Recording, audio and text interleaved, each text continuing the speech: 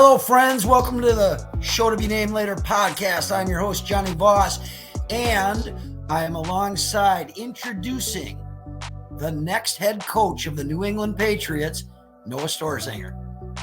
Hey, how's it going? We're ready to take this interesting team to the playoffs here in the next 10 years is the next time they're going to be there probably. Well, now wait a minute. Is it New England or the University of Alabama that you're going to? I'm both, actually. Okay. All right. Okay. So, a lot of things that are going on in the sporting world right now. I have to go on pure emotion, and I've been told that we need to try to keep it short, and I'm going to try to do that. But make your apologies to your pops right now, man, because I'm going on a lot of passion right now from what's happened in the last 48 hours, it's not like we have a guest tonight. Hey, Gus. So we'll let you actually talk tonight, Noah, and you can tell me, to wrap it up or whatever. But we're going to get into it right now. And I want to start off by what I experienced last night. And like I say, it's going to be hard for me to keep my passion and my emotions down. I may be going back and forth. I might be all over the page on this. And at the end of the session, you might say, what the fuck was he talking about? I have no idea where he stands. And let's just get into it, man. Minnesota Timberwolves. And I'm going to set it up this way for you, buddy. And for the rest of our viewing public, here's how it went. So 2 nights ago, I watched a team, Minnesota Timberwolves team, play down in Orlando, Florida. And to be honest, I turned it off at halftime. They were up by 30. I mean, obviously I came back to it. But this is how this roller coaster started out for me. The end of the Orlando Magic game, we are up by 20 plus, whatever it is. There's 3 minutes left in the game, and our starters are in. And Orlando's got no starters, not that there were many besides Suggs, maybe that mattered. I think, what's his name? Panchero, or what's his name? Panchero. He was having a kind of an off night, but I was questioning. I was like, why are our starters in with 3 minutes left? We've been up by 30 the whole game. Okay, so that leads to the very next night, which was last night as far as, time codes and whatnot right now. And I'm thinking, I am so excited for this basketball game because the Timberwolves played back-to-back nights, and they played the Boston Celtics, who are undefeated. What are they, 17-0 at home? 16-0, 17-0. A team that we had already beaten this year, but it is the best in the West versus the best in the East. And I mean, I'm ready. This is going to be a 15-round heavyweight fight. I am so ready for this. The very next morning, I'm driving into school and I hear over the radio that the line against Boston's favored by 6 points. And then they said, but hold on, they may give Boston a few more points based on the news that they're going to give us at 10 a.m. And I'm like, wait, what's going on? So for those of you that didn't know, the East Coast is getting hammered by winter weather right now. So the Wolves were not allowed to fly out of Orlando to Boston the night that they beat the Magic. They had to wait till the following day, and I don't believe that they got into Beantown until about 1 o'clock. And then you got the game at 7. So everyone's saying, no, okay. And I was like, you know what? That's fine. I don't care about flights. These guys are professionals. Shouldn't be a big deal. And then as I'm driving home that afternoon, I hear the other news. No Mike Conley, no Rudy Gobert. So immediately I text my nephew, Noah, and I say, hey, man, you heard the news? And he said, yep.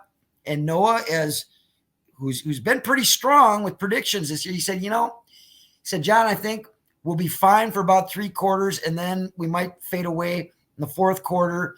But Naz Reid's going to have a big game tonight. And I was like, oh, okay, well, because initially you had texted me and you said, it's a scheduled loss, Uncle John. It's a scheduled loss. And I was like, that makes sense. No one knows what he's talking about. The coach saying, okay, we got 1 or 2. That's fine. No reason for us to get beat up in Boston.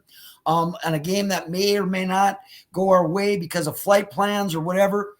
And so I'm thinking, okay, I'll go with what Noah says.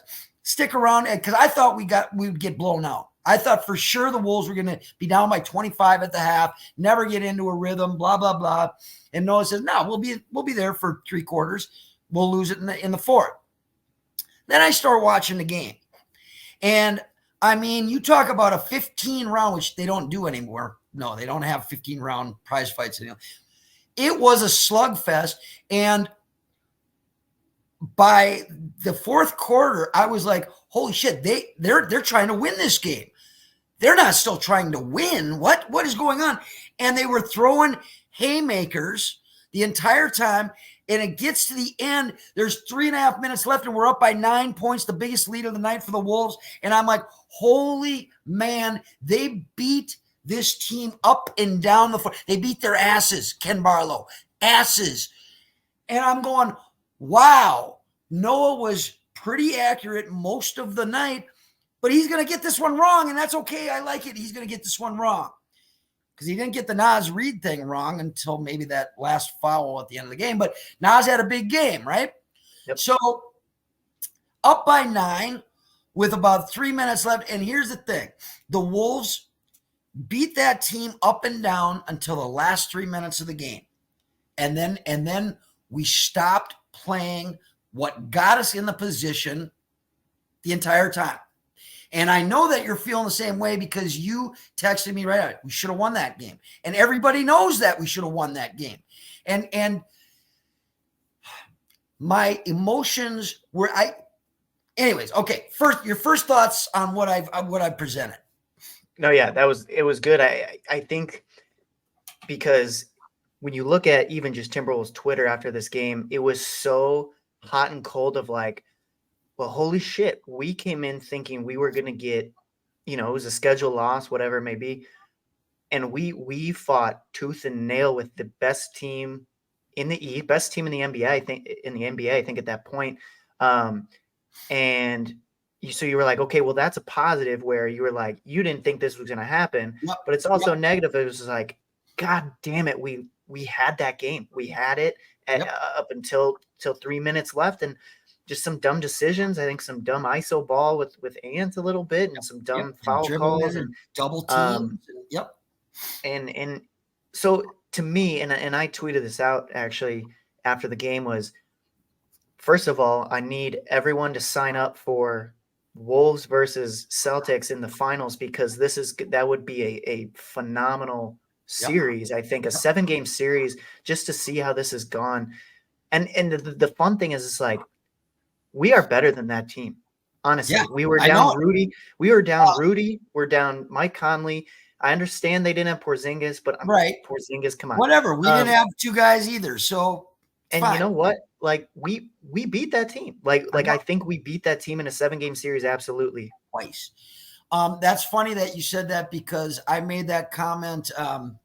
We have a cook at the school that I work at that I talk a lot of basketball with, and I even changed his nickname to Minnesota Mike.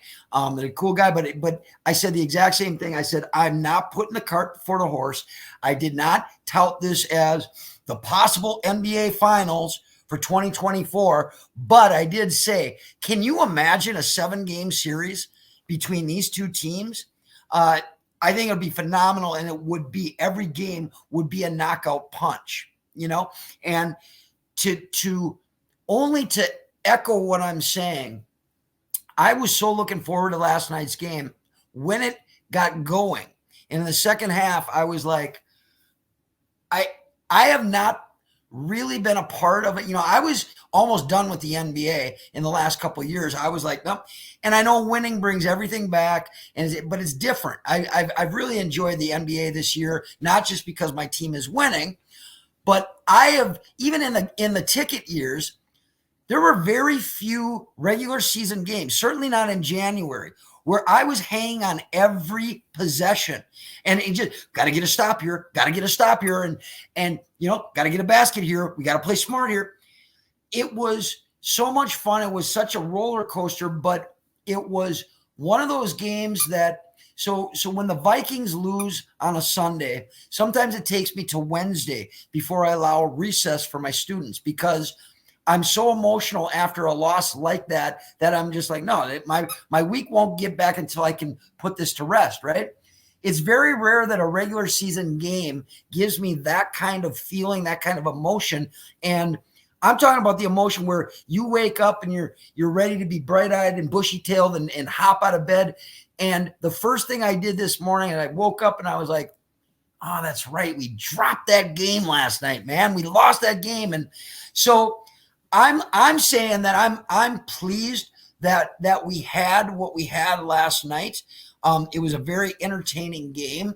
But now we might have to go down one of those roads, that maybe this is when I get accused of being negative or down because we lost. But there's some more things that I want to say about last night's game. Anything before I get into that, because I'm trying to condense right now. Well, I think yes, you can. I think you can look at the game either of two ways. I think like it's hard to I think be positive about that game in the sense that, yeah, you don't want to lose those games. And I I have a coworker who's a Celtics fan, and he texted me too right after that game and said, sign me up 7-game series because this is fun. And I'm like, and I told him, I was like, absolutely. But man, we beat you. Like, I just like, we had your team, man. We had that game. But I'm watching it, and to your point, like I was on the edge of my seat every possession. I'm yelling. I'm like, trade buckets right here. Get a stop. And it was, I looked at the game and I just like, I found myself just smiling at one point because I'm like, holy shit, like we are that team. Like you watch that team like forever. The Wolves have just been bad. And now you're like, you got top teams of each conference playing each other and we're part of that. Like I've never gotten to really watch this. So it was fun. Except for the fact, and this is where I'm going to go down that road now, that maybe, you don't want to talk about at parties, but you need us to talk about this right now. This is because the more I thought, I didn't get much sleep last night because I thought so much about this basketball. And it's one game out of 82. But this is what I'm concerned about right now with the Minnesota Timberwolves, because, that's all fine and good to be sucking each other's toes about what this team has done so far. And we've already talked about it in the past that they ain't done nothing yet. But last night was a blueprint of the Minnesota Timberwolves since 1989, okay? And what I mean by that is they beat that team for the majority of that game until the last 3 minutes. And why did they lose it? Because they stopped doing what got them there in the first place. They stopped moving the basketball, which is all Finch wants them to do, okay? And when they stopped it, like you brought the ISO, I brought up Anthony Edwards dribbling into double coverage down the lane with 5 seconds left on the shot clock. You have a one pass and that's it. And then you play ISO and it's not working out anymore. They stopped playing defense the way that they had most of the night, even though you had a couple guys on the Celtics roster that had 35 plus points. But this is what is concerning to me, because they pulled the same shit in Dallas the other night. They didn't have as big of a lead, but they pulled the same exact fucking shit. And if we get into a habit, because initially we were like, wow, this team can actually close games out.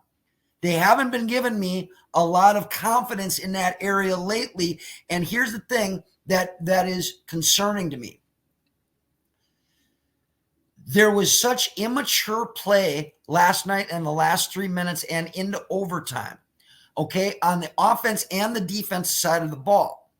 And I don't know, you had Edwards 4 turnovers in 2 minutes when it counted. And yes, he got us to the point where we could say we're going to win this game because of Anthony Edwards.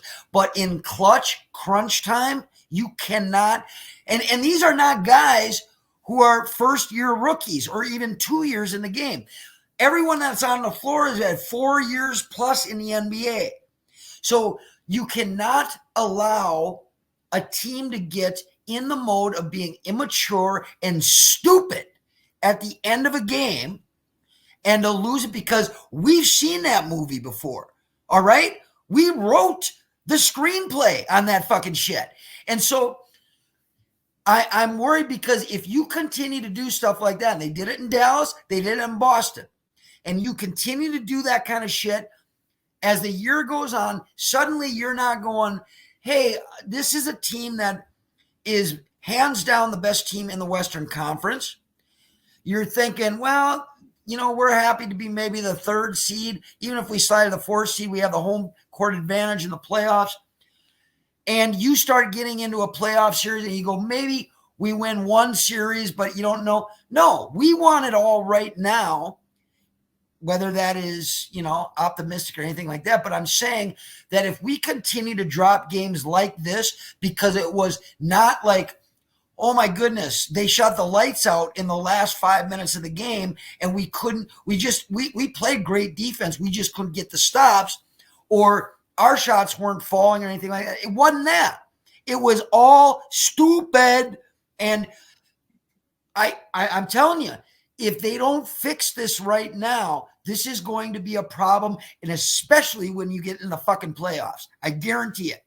You're right. I think you're in this weird part of the season where it absolutely has been a problem recently, but I can only name a couple instances, right? Recently, okay? We are in this point of this, we're midway through this part of the season now. You wrap up the big gauntlet.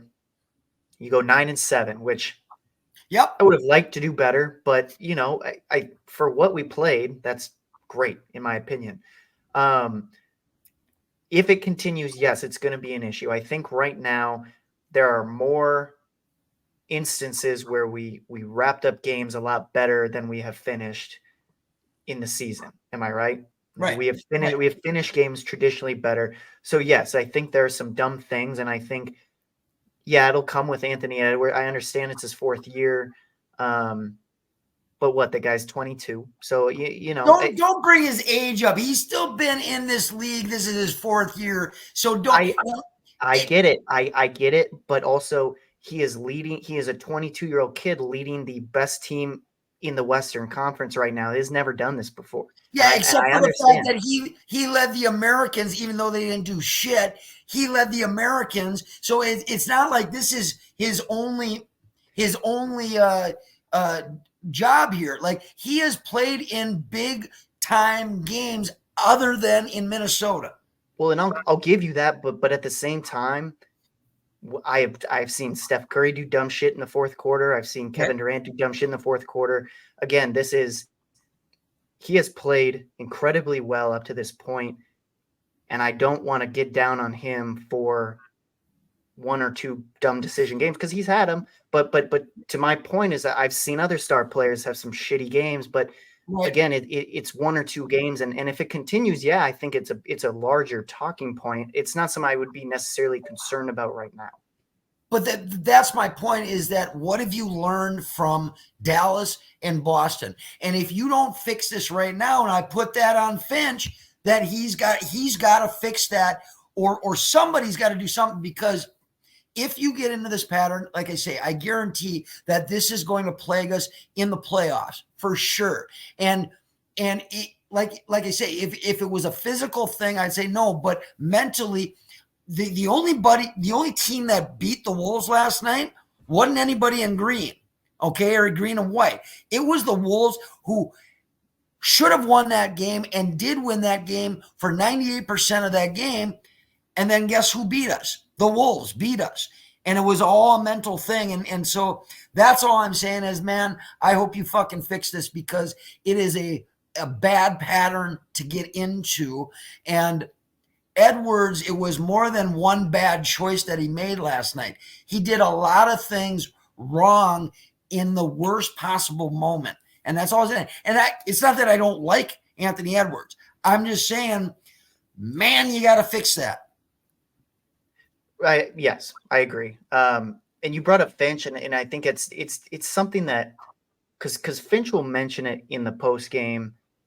He'll say all the right stuff. I'm like, yeah, that's exactly what we should have been doing. Why weren't we doing it? And I've seen Anthony Edwards. He's what Jim Peterson says, he's the home run hitter. And I've seen him hit a lot of home runs, but I see him strike out quite a bit. And it's sometimes I understand, like, to me, Anthony Edwards is going to be the face of the league one day. He is just on that rise, and people can continue to mention him in that category. But at the same time, I'll mention his age again too, 22. Like, you got other players on the court, and Karl-Anthony Towns didn't take a shot in the fourth quarter. I'm glad you brought that up. Overtime. He was on 19. I talked to that with Minnesota Mike, not Connolly, this morning. I was like, he was stuck on 19 forever. And I was like, why are they not giving him the ball? And he was shooting the ball well. He was playing lights out. I did not understand that at all. And, that comes, okay. I think we covered what we wanted to. And like, I'm not hitting the panic button. I just want Minnesota to know that, and my nephew to know that. I'm not hitting the panic button. I'm just saying, when you've had 30 plus years of this shit, you sometimes you start thinking a little too hard about it. And I'm very pleased where we're at right now. And here's the other thing. Our next 16 games, we ain't going 9-7. I guarantee that we're not going 9-7 in our next 16 games. So I like that you brought up the schedule. Well, actually, I'll touch on a point earlier of, like, I think I've mentioned this all the time. Like, we can be negative about one game. We can understand. It's like, okay, when is the fall going to come? Whatever. Because, like, Minnesota fans don't know how to process where we are. I think just because they've never been there, right? Like, we've just never been in this point of I've never seen it. So I'm still like, holy shit, like, where. Right. But we might not be number one by come next month. You know what I'm saying? Yeah. Now you mentioned the schedule coming up. Are you saying we're not going to be 9-7 because the games are tough coming up? No, I'm saying, okay. And so I know, like I said, I'm all over the page. I flip flop back and forth. I'm saying that we, in the next 16 games, we win at least 10 games. And I want to say, why not set the bar high and go with 15 games out of our next 16? So I saw on Twitter, someone posted I want to say it would have been the next 22 games of the season. And they threw their 23 games. Sorry. They threw their prediction out at 19-3, which I was reading the comments too. And Minnesota fans are very, yeah, I think we could do that. Now, personally, I think we're going to be in I said 5 losses. So what, 17-5 or whatnot. But, we are the easiest schedule coming up. Yeah. And these are the games where you need to separate yourself from everyone else in the standings. Like they did in Orlando, right? Absolutely. And we're half game up on the Thunder right now, who are just keep winning. I don't know where they are strength of schedule wise, but that's it. The other teams are going to have their lumps as well, as far as the schedule. And to me, I think we got over a huge speed bump at this time. And now we're already in January. You know what I mean? Like, I think we got over the toughest part of the stretch, and with some positive results from it as well. Absolutely. I think to be over 500 during that stretch, I mean, the Wolves had the hardest strength of schedule in that period. Obviously, I mean, we played crazy good teams, and to come out 9-7, like I said, I think you would. There's a couple of those games that you said, man, we should have had that one, but I think it solidifies that this team is good, and I think they are absolutely the best team in the Western Conference. close to probably best team in the NBA right now with how Yeah. we played Boston. Yep. Okay. So because I'm keeping my eyes on the water clock there. Let's wrap at least the Timberwolves portion of this segment up, and then there's just one more thing I want to talk about the NBA, and then we'll move on. Friends, do you remember the Jonny Voss rule that I've had probably since I was 17 or 18 about the fact that you have to have at least 3 guys on the Wolves that you just don't like, maybe even towards hating, okay? And I said the only one probably in the last year had been Karl Anthony Towns, was kind of on the bubble, but he's off the tables. However,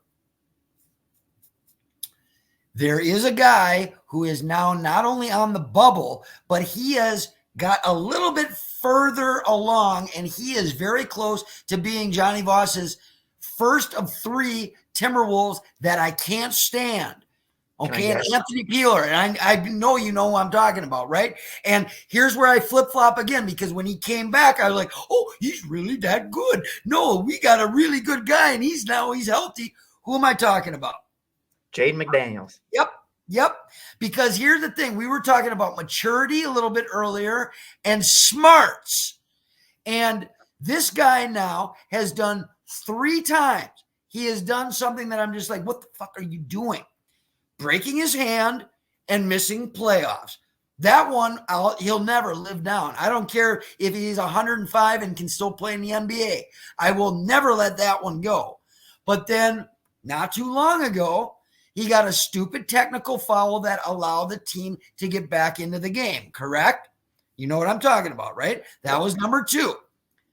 Last night, because we talked about how do we keep these guys out of getting in foul trouble. He got 4 fouls very, very quickly and then played great the rest of the second half until overtime, right? He's got 5 fouls. What does he do? Turns the ball over, and rather than just going and conceding that you fucked up, he gets a clear path foul, which gives him 1 shot and the ball. Fucking maturity and intelligence. And once again, we're not talking about a rookie or I honestly question the intelligence that goes along with a Jaden McDaniel. Your thoughts on that? Because I'm still pissed. That was the grabbing the jersey and the take foul or the clear path foul. Yeah, I literally sat there and I yelled, and I'm sure a bunch of people in my apartment building heard it too, because I don't understand. And I screamed. I was like, what were you getting out of grabbing his jersey? What in your head said grabbing his jersey is going to get you?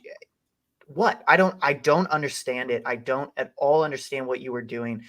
And I'm not gonna lie, I know there's a lot of Jaden McDaniels defenders. I want to be one because guy plays great defense, but man, if he can't stay out of foul trouble, which he's been in 50, 60, 70% of the games, at what point he's a good player, but I'm having trouble this year really, really seeing how, because here's the thing, like Orlando, he had a great game, and I was like, okay, here maybe it's a turn, whatever, and then he flips around with this game, and it's, I don't know, because he offers you when he's high, man, it is up here, but it becomes really, really tough to have him on the floor when he's doing these things, and people are like good players are coming out, man. It's like Jay McDaniel is one of the toughest defenders in the league.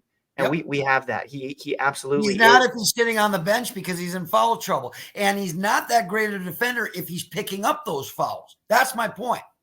Well, and people can say that about like Pat Bev, for example, man. They say, man, he's a great defender because he just hacks the shit out of you.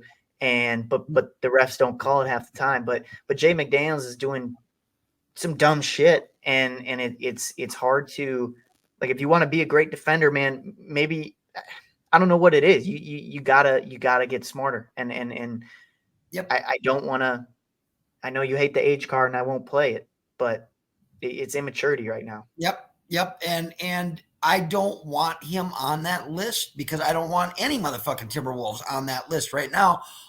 But to your point about what are you getting out of what you just did? And it was like, I think I was in the fifth, maybe the sixth grade when, you are bringing the ball down the floor and you turn the ball over. You get a steal, a clean steal. And you ever had that idea, like you're so upset that you have to go back and you overdo it and cause a foul. Like in the sixth grade, you figured out. Just because you are going at 110% doesn't mean that you're playing very good defense. So you have to get back. Like, fine, be fine with it. You turn the ball over, go back and play defense now. Instead of this Harry High School, I just, and like I say, I don't want to hate on the guy, but fucking dummy up. You know what I mean? Now, and my point was like, there comes a time in an NBA career where you can only get so far on natural ability. But if you don't have the smarts to play the game of basketball that goes along with that ability, there you go. All right. And I still think having him on the floor is a plus for this team, especially if defense is their identity. Yep. But to your point, like when and I don't want to say that foul lost us the game, but it definitely turned some ties. Yeah. It didn't help. And that's why I love having him on the floor. His offense obviously is getting better. But that's why he fell in the draft. And that's why he fell to us at 28 is because people were worried about his maturity and about I think he led the NBA or the college in technicals, and it's all fine and dandy, but someone needs to get him to figure it out because you get to a point where you're losing games because of it, and that's where it becomes a big issue. Last thing that I want to say about the NBA, and I'm going to put this disclaimer out there right now because we have the proof. We can go back in the archive footage of the Show to Be Named Later podcast. In no way do I ever wish upon any individual, no matter how much I love them or hate them, any specific harm. I don't. I want everybody, and especially the teams that my teams have to play, I want the best product on the floor so we can say there's no excuses of why we beat their ass. Okay. However, did you happen to see who is out for the year? Mr. Bang Bang. What's that? Mr. Bang Bang. Bang Bang. Right. Yeah. Cactus Jack. I'm sorry. We had talked about him a few times in the last few podcasts, I think. And we talked about immaturity and we talked about, the guy's got all the talent in the world. But it was so funny. I've had so many conversations about Ja Morant in the last 2 weeks. And there are a lot of folks that I did not expect to be, I wouldn't say a Ja Morant hater. They're just like, I don't like the guy. The guy's an idiot. Okay. And so I had already stated that I thought he should have been suspended for the entire year or at least half the year, not 25 games. And he gets by with that and he's still bang, bang. And now he's out for the year with a shoulder injury. Karma, bitches. That's all I'm going to say on that. I laughed so hard when you texted me that too. It was like you said, like this guy should have been, in my opinion, out for the year. I think he makes dumb decisions. I don't like his dad. And I'm not wishing harm on him. And it sucks that it has to be a shoulder injury. I know it was like a torn labrum, which hurts, but now you're out for the year because I think it's something you deserve. And honestly, I want to point out now, I just saw today that Marcus Smart was also hurt and will be out for quite a while. Marcus Smart, I believe, was traded. And when Memphis was going on quite a losing streak, no Ja Morant, obviously, all of a sudden Marcus Smart was hurt and wasn't playing in games.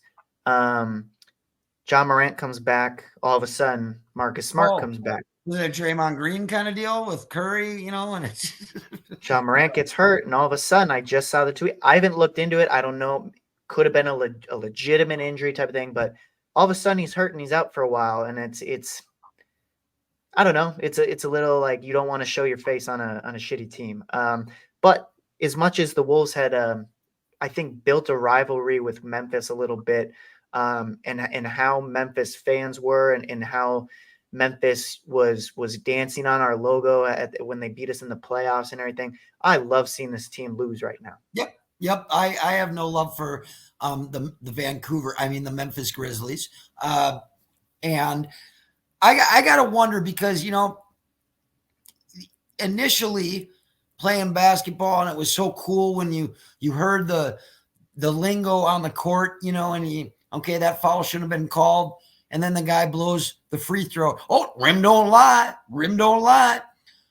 To me, I'm wondering, do you think that there are basketball gods that can control things like this? And like, dude should have been playing anyways. Karma is a bitch in itself, and this is just Ja Morant getting his comeuppance.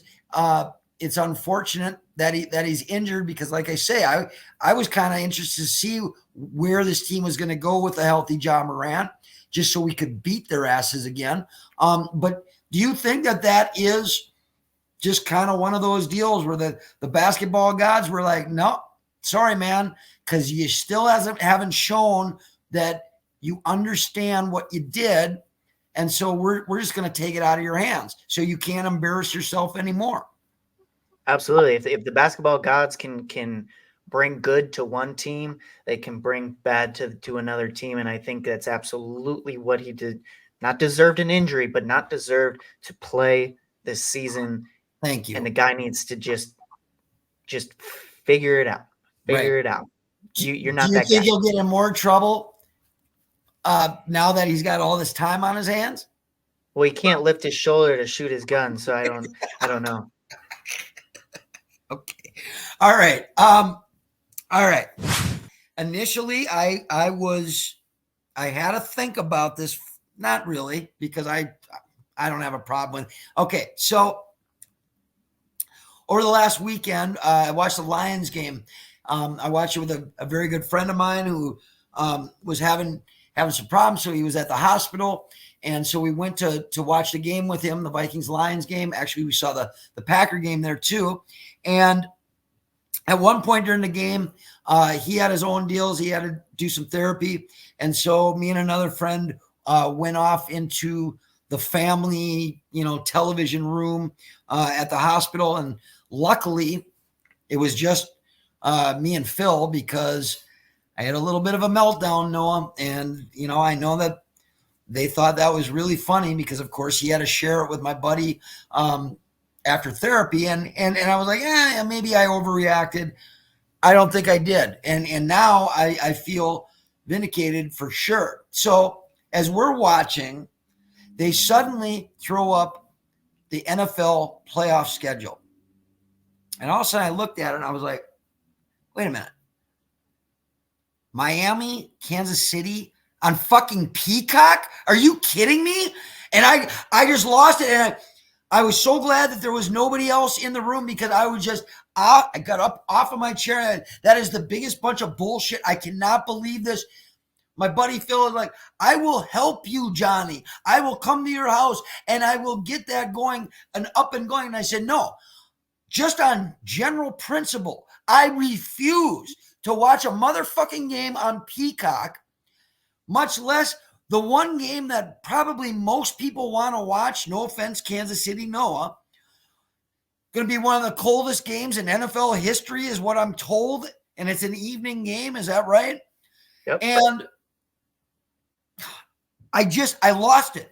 Okay. And obviously I got, some emotion about my buddy, and I want him to get better, but I'm not having this fucking Peacock playoff football. And I freaked out and I had a meltdown, and I thought, like, oh, well, maybe I went too far, except for the fact that very, very shortly after that, maybe a couple days later, I'm seeing on my I'm not on Twitter or X, or but I get these little updates on my phone, and it says NFL and what is it, ESPN get apps, or NBC, I don't know who sold the rights, whatever, absolutely getting blasted and torched by everybody, that the fact that they have put this game on Peacock, right? Then just yesterday, I read Bill Simmons from ESPN says this is an absolute nightmare. It is an absolute joke. And he said, now, this I took offense to, because he said, think about my father, who I got to believe is a lot older than I am. But he was like, think of my father. He's not even going to know. He's like, how am I going to find this game? And I got to stream what and which and whoa. Now, my question to you on this, Noah, and Simmons did blast it. He said, they are absolutely ridiculous for even trying to pull something like this, and with only a week's notice. So my question to you, Noah, is because I don't understand how technology works, and I hate it, and I think it's ridiculous myself. But how does this work now? Because one of the points that Bill Simmons brought up was people aren't going to realize until about 10 minutes before the game that it ain't on Fox and it ain't on CBS. And then, so then they go to ESPN. Nope, not there. Is it possible for everybody to log on or stream at the exact same time at, I don't know what time kickoff is, but say 2 minutes after kickoff, everybody tries to get in on it and the whole thing goes, is that a possibility? It's because always I've possible. seen stream games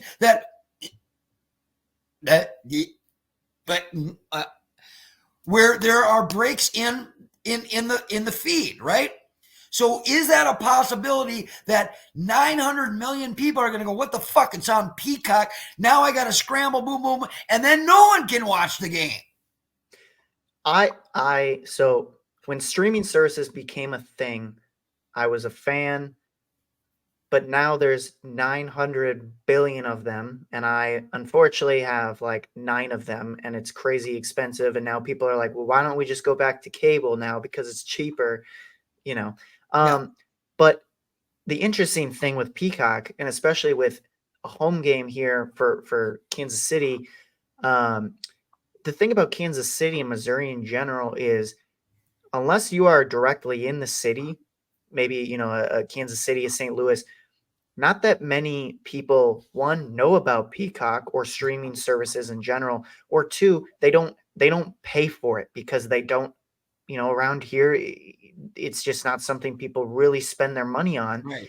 And so that becomes a huge issue for even just the home market of Kansas City. People aren't going to be able to watch. But now the fact that, and I have Peacock, but it's, if I have to go and then buy something just to watch this game when I already pay for all of these other services, yeah. And I think streaming options are okay for people that have that and can figure it out and can understand it. And, but if that's the only way to watch your game, it's terrible. It is terrible. And well, you can wait till 11:30 on the replay on NFL Network. I believe you can. Now I got a question for you though. So is that the way it is? So when ESPN started taking Sunday Night Football and that kind of deal, when they had ESPN had rights to, and not everyone had cable, locally they would still show it on the local network. Are you saying that Peacock can't show that game on your local Kansas City affiliate, or you have to stream it? I'm not entirely sure, just because I don't like have a cable down here. Whatever, is everything that I do is streaming. But to my knowledge, I'm not entirely sure. But I would not think that an entire state in the playoffs could be possibly shut out by that. But then again, I think they spent, was it like $200 million for this one game, and then they spent $400 million on advertising for this game. But I just couldn't believe, because if they do, that's a black eye for the NFL all the way across the board, that if you live in Kansas City and you don't have Peacock, you can't even watch your team play. Ridiculous. And again, I don't know for sure. So if that's different, let us know. But for those of you that are watching, if someone can give me an explanation on why this is a positive for the Yep. NFL, for Yep. sports, whatever, I will forever think this is a shitty thing. I think it's bad for the sport, bad for TV. But unless someone can give me a reason, I will forever think this is terrible. So I'm all for it. If you have your reasoning, tell me. But if it's money, I don't want to hear it. Yeah, right. And I believe we talked about this well before tonight. But here's the deal. I don't know. I forgot sometimes the conversation we always have, but like I think it was like 10 years ago, I said, look, the Super Bowl is going to be on pay-per-view someday. I really believe that. And everyone, no, there's no way, no way. And I was like, yeah, you're right. It's too much. Everyone's got to be able to see the Super Bowl. And now I'm not so sure. Okay. And I I agree with you because I don't understand, and it is all about money, but I don't understand about shutting. And here's the thing: I saw the top 5 shows. I believe in, not that I think network TV matters anymore because no one does. Everyone streams, so they don't want it. The top 5 shows were Monday Night Football, Sunday Night Football, I believe Monday Night Countdown, uh, NFL on CBS, whatever the pregame. The top 5 shows were the NFL. So why go away from that? Because there are still a lot of people, or a majority of the people, that still do have television over streaming. So it's just, I'll go on a limb right now. I'd rather motherfucking drive down. If they could, if you guys get the stream part of it on local TV so that everyone in Kansas City can watch the game, on a general fucking principle, I would prefer to drive down to Kansas City and watch it on television locally there than fucking stream it for $10 on motherfucking Peacock here. Boom. That's it. Sorry. I feel strongly about this. I really do. And I think you should just be. I'm curious where and for the past year, I think we've heard that these streaming services are just hemorrhaging money and they're not performing like they would like to. I'm wondering if the whole Peacock thing is, I think it's NBC that owns Peacock, and it's just trying to get this streaming service to actually make money, Yeah.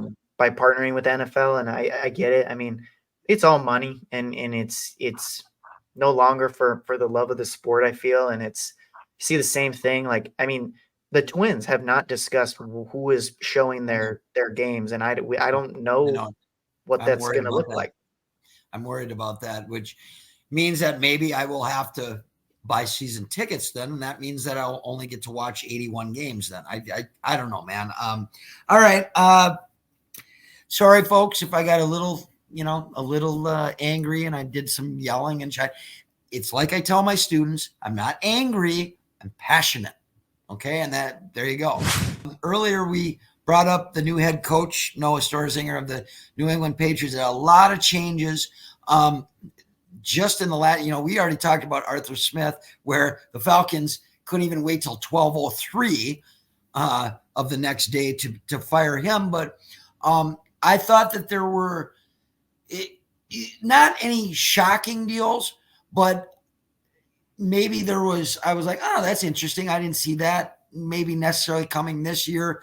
Bill Belichick, who is by far the greatest of all time as far as head coaches go. It'll always go that way. I think it was a mutual decision on the Patriots and himself. He says he's still going to coach. If Belichick comes back, which I think he is, where do you see him? So it's funny. We we had about a 2-hour conversation just about football this morning, me and a couple coworkers. So if you're my boss and you're listening to this, I don't know what you're hearing. We didn't do that. But we had a couple different spots. Obviously, the Seattle job with Pete Carroll leaving Yep. is an interesting one. Yep. We'll get to that. We were trying to figure out like what is the top job out there right now. And the main consensus that was thrown out there was the Chargers job. Yep, that's what I was going to say. That I think that gives you the best chance of going, I think we can build something because we have a motherfucking strong ass quarterback who has not been allowed to get it done. And so I would think now I've got my own ideas of who I think is going to take that job. But go ahead. I didn't mean to cut you off there. Well, we were, I mean, we can go on a whole long list. I mean, there's like how many jobs open this year? I feel like this is the most I've ever seen head coaching jobs open this year. The Chargers were a big one. Washington was thrown out there as a decent option.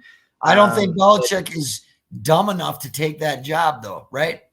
No, and he came out and I was trying to say this was like this guy, if he wants to keep coaching, he wants a ring in 2 years, right? Like this is, and that's why, obviously Los Angeles was put out as the top spot for him. Seattle's an interesting that area. One I thought about. Yep. I do think that team is still, it's still pretty good. So I think those are his top two. It was interesting to see Vrabel get fired out of Tennessee. Right. That's an interesting spot too. So first I'm going to touch on Belichick. What do you think the interview process would be like with that guy? I mean, can you imagine that in your mind's eye? Like you have to interview that guy for the job that you want to give him. And would you feel like you were in control at all?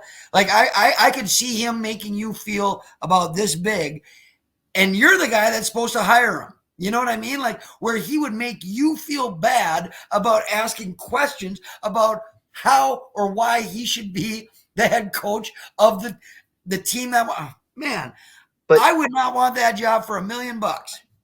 Well, don't you think that's the same way? Like if now it wouldn't happen, but if Greg Popovich was going to get hired somewhere else and you're interviewing Greg Popovich to me, that's the same thing, right? And it's, I think if Bill Belichick wants to be your head coach, like, I mean, yeah, you interview and everything, but it's hard to feel like, well, I don't know if he'd be a good fit. Like, no, this guy's here to win. So you brought up Pete Carroll. So glad he's gone. That is one guy I cannot stand, never could. Well, I did when he was a Vikings assistant. Now, sorry, Sid Hartman, rest in peace. Sid Hartman wanted him as the next head coach, and Carroll did struggle before he got to Seattle, just like Belichick did as well. But man, I'm glad that the door is hitting him in the ass on the way out, and that seemed like a mutual deal as well. But Carroll is a piece of shit in my opinion. So I don't care that he is gone. And I think Doug Peterson is another guy just like him that needs to be out of the NFL as well. But we'll get to that. So the Seattle job's open.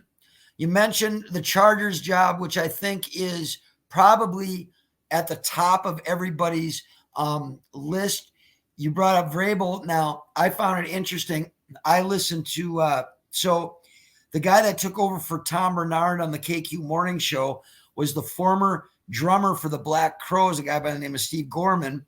And I liked Tom Bernard back in the day, but when he took over, I was like, hey, anyways, Steve Gorman, the former drummer, I'm like, what? He's going to run the KQ Morning Show. He does. But he came to Minneapolis via Nashville, Tennessee. And so he always talks about the Titans and blah, blah, blah, and how he's a Titans fan. And he said he's going to stop being a Titans fan now because they got rid of Vrabel. And he says this is the biggest mistake that and he said, but they do it all the time. So he's like, now I might as well, if I live in Minnesota, I'm going to be a Vikings fan because the Titans really screwed the pooch on that one. My sources tell me that Vrabel will probably take the New England job. Okay. That's what I was told. speaking of pieces of shit, I believe the guy that may go to the chart. Between the two, I think you have to go with Belichick. If that's the job he wants, I think you got to go. Yeah, we'll try that. But speaking of ushering out pieces of shit like Pete Carroll, oh wait a minute though, we have Harbaugh to come in and replace Mr. Carroll as the piece of shit. And I believe that Harbaugh is going to go to the NFL because of all the stuff that's going on. Yeah, you won a national championship. Great, Mr. Cheater. Just like Carroll was a cheater. Okay? I would think it'd be between Belichick and Harbaugh who gets the Chargers job. And if that's the case, then do I think that Harbaugh would take a chance on the Washington Redskins over Michigan, the University of Michigan? I don't know about that, but I don't know if he has a choice, because I don't know if the NCAA is going to go, yeah, come on back, mister. You won a national championship. At what cost? So I think to me, the Chargers job with Vrabel being gone, Vrabel's a great coach. I think that to me, the top two guys right now are Belichick and Vrabel. And I think that as the Chargers, you got to be licking your chops of like, well, we got a great picking now, because I think you either see Vrabel or Belichick in Los Angeles, or I think really? You're thinking Vrabel? Okay. Yep. And if it's, to me, I would have to assume Belichick goes to Los Angeles, and I could see Vrabel then going to Seattle. To me, that's the second best. You think he's out of the New England talk completely, huh? To me, the New England job, and we had a long discussion about this, was with the roster construction right now. To me, you're going through a larger rebuild. I understand they have what is it, like the third pick this year? They have a second or third pick this year. I don't know. Okay. Even drafting a good rookie quarterback, which I think they need to do. To me, their next coach will get them through the rebuild, but it's not their lifelong, like their coach of the future type of guy. Right. So that's why I don't see New England as really a job that I think a big coach like a Vrabel might want. I can see a Harbaugh maybe going there. To me, Washington was where I placed him. It's just kind of mid-tier. I don't know who's going to want to, if a Los Angeles or a Seattle might want to take a shot on a Harbaugh, but that's just kind of my landscape right now. Okay. All right. But we also forgot Atlanta's still got. I was going to say that no one's talking about. I can hardly wait to get to Atlanta. And do they need a quarterback as well? Well, I don't know. Russell Wilson. There were people that were high on Ritter, huh? I said Russell Wilson. Yes. Very good point. I'm not going to waste any time on Nick Saban. Really don't care. Okay. I was listening to Glenn Mason earlier on Barrero's show, and he said that Saban, I think, bought a $17.5 million house in Jupiter Island, Florida.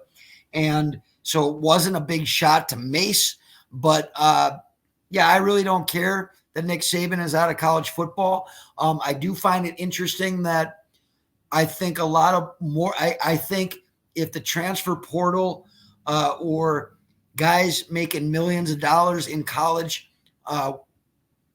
wasn't the way it is right now. He's what, 70, 72 or 74, 72? Yep. I think he might stick around if it wasn't a different game that he's coaching in now. But I wasn't like, oh my goodness, Nick Saban's gone from Alabama. I'm actually kind of intrigued about who they go to next, because they're used to winning, and it ain't going to be. And that was one of the points that was brought up on the Barrera show that Glenn Mason brought up. He's like, Saban used to own those guys. If you recruited well, and obviously they did because of the number of first-round draft picks that came out of Alabama, he owned those guys, is what Mason was saying. Now you can put all the time and effort and work into recruiting guys, and they can just go somewhere else because there's constantly people going, you want to come here and I can make it rain if you want. You know what I mean? And so, the college athletics is definitely a different landscape. And I think we've seen the end of the likes of a guy like Nick Saban and in the college football world. I agree. I'm curious to see if someone threw out a guy like Vrabel going to Alabama, which would have been interesting because to your point, like they're used to winning, so it's not like I'm gonna go get a rookie head coach type of guy. So it'll be interesting. I don't think someone threw Harbaugh out there too, going to Alabama, which I don't think that's gonna happen. I don't think so. I think he's done with college football. I really do. I agree. Yeah. Okay. Do you think? Well, I'm just thinking, I guess Pete Carroll's not going to be coaching. I think he's an advisor now because I was curious if they would maybe bring him in, but I don't know. I think Carroll's done, and I don't think Carroll would go back to college football even if he was 20 years younger. After debacle at USC, but whatever. Reggie Bush isn't the Heisman Trophy winner. Thanks, Pete. All right. So final question I have, because I know we've gone a little over, but I did want to ask you about this because there has been a lot of talk about it. I didn't really watch the national championship game, the Washington-Michigan game. I did watch a couple of last possessions. There was all this hype about Michael Penix Jr. and what a great quarterback, and the Vikings need to look at this guy. And it's so funny how his stock has seemed to be lowered considerably. And to me, that's just funny because everybody was praising him so highly. And then you have one game against a very, very good, solid defense. He did not look good. He did not look solid. And there were other points that I wanted to bring up that I heard Sean Salisbury talking about as well today. But for me, I never want a left-handed quarterback anyways. Okay, so I would never, no offense to the Southpaws, but do you see a lot of left-handed quarterbacks doing anything in the NFL? Nope. What Sean Salisbury brought up, and he agreed, I forget who it was that disagreed, that said that they made too much of it, but apparently Penix didn't handle pressure very well and just kind of gave this idea that he was hurt most of the second half because he got the shit kicked out of him. And Sean Salisbury says on Barrera's show, he's like, no, what you want as a leader is someone to go, yeah, we got the shit kicked out of me, but I was still there on every play. Not going, oh man, this is why we're losing, is because I'm taking such a beating and I'm not feeling good. And so people are saying, well, his stock went down because of that and because he had a shitty national championship game. I just find it interesting how quickly the media, people in general, just change script right away. They flip it right away. Your thoughts? Yeah, it's because I was right there. I was high on the kid. I thought he looked good, but when the lights shine bright, I think that's when you see a lot of character come out. And to your point, I didn't know about the whole injury thing, so I know he's getting hit hard, but because I was curious about the Vikings going after him, but after hearing that, absolutely not. Like I'm not. I think about a Kirk Cousins who's just very, very.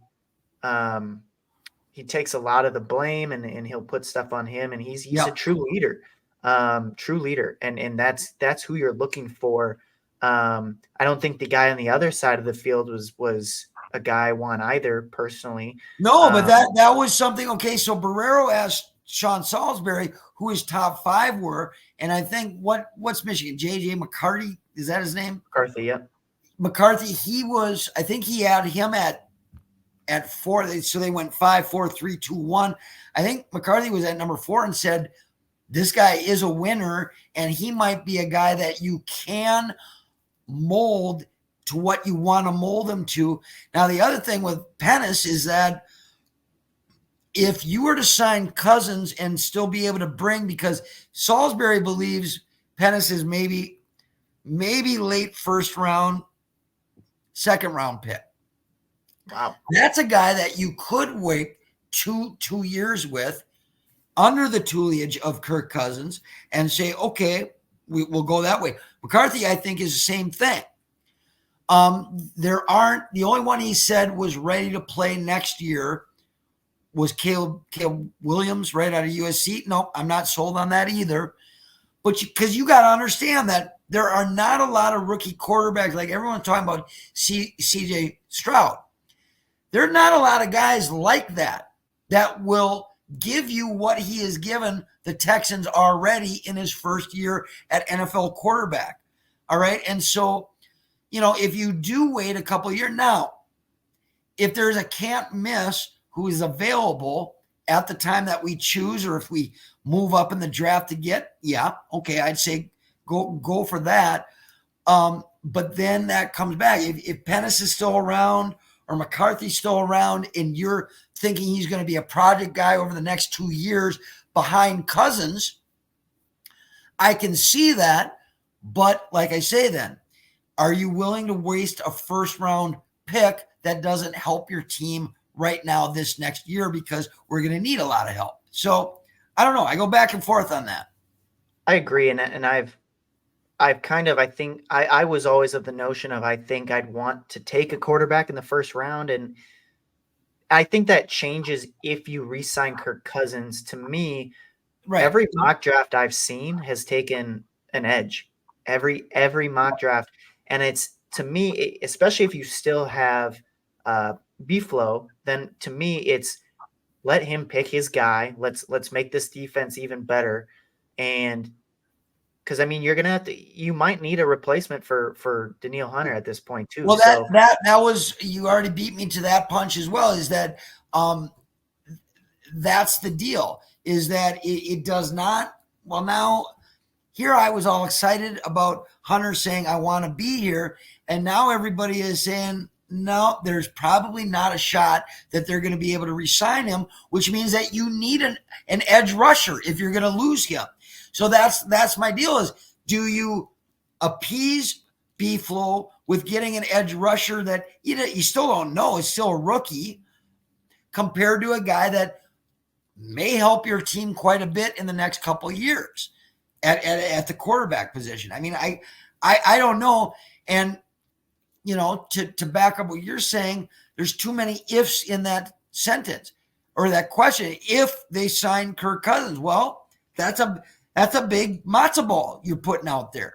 And so until we know what Cousins' status is, I don't think that you can know what our draft strategy is going to be as of yet. So big question I want to ask is let's say Kirk Cousins signs with someone else, and we are looking for a quarterback. You're definitely gonna draft one in the first round, potentially trade up. I don't know. Yep. Out of all the quarterbacks right now that are available, who would you take? I don't know, because to be honest, I don't watch enough college football to be able, Sean Salisbury was talking about how he likes, right after the season is done up until the draft, is watching 6, 7, 8 different games of each player in this past year to be able to have an accurate opinion about them going into the draft, right? I don't know. I've heard Bo Nix is one of those guys, maybe, that I hear no. All right. I've heard he's second round now. Yeah, I know that. That's what I'm saying. So is Pennis. Caleb Williams, remember I said, Mr. Mullins, I don't want a quarterback that cries at the end. We all saw what he did in USC when they lost to UCLA. Okay, I don't want a crybaby on my team. And okay, if that's passion, that's one thing, and emotion. But you see where my passion is? I ain't crying. I'm not losing any fucking tears on my sports teams again, ever. Okay? So is Caleb Williams really the leader? Now, everyone says that he's got probably more of the tools than any quarterback coming out. But then again, if he's pulling up in his $3 million fucking car to the NFL draft or to training camp or whatever, is this really a guy, like, you want to talk about privilege? Is this really a guy that is going to be leading? I mean, one of the things that was said by guys leaving the college coaching carousel is that you've got kids right now who have not been held accountable, have not been told no. And so everything is just expected by them, instead of a coach getting in your face and saying, you need to shut the fuck up and do it my way and learn how to lead this team, instead of making it all about, oh, my thumb is, your finger is why I threw that interception. No. So you understand my point? You might have to get a CJ Stroud type, or maybe a McCarthy type, who says, I'm going to do what you're asking me to do on the field to put a winning product on the field, rather than saying, Caleb Williams saying, I make more money than what, Brock Purdy, right? Going into his rookie season. So yep. I don't know. I really don't have the answer. And that's why I don't get to draft for the Vikings coming up in March, because I really don't know what the deal is on that. Yeah, I didn't have a pick, so I was curious if you did, but I have no answer to that. Yep, I agree. All right, I tried to keep it short, Mr. Stoerzinger, and you got to believe that I had like 45 more minutes at the very least to continue going. We could have been going on until 10 o'clock, because we pretty much didn't even mention that the Minnesota Wild are pretty much done now. And the Gopher basketball team is still on the rise. But I understand that you are on a road trip tomorrow. So we're going to try to cut this. Drive safely tomorrow, buddy. And anything else you want to add before we go? No, we got another guest coming on next week. I hope everyone enjoyed last week's guest. I know we did. He did as well. We're going to talk some more Wolves basketball with the basketball guy next week. So stay tuned. All right, buddy. So for KC Stoerzinger, I am Jonny Voss. You've been watching the Show to Be Named Later podcast, and we will see you very, very soon, friends. Thanks for tuning in.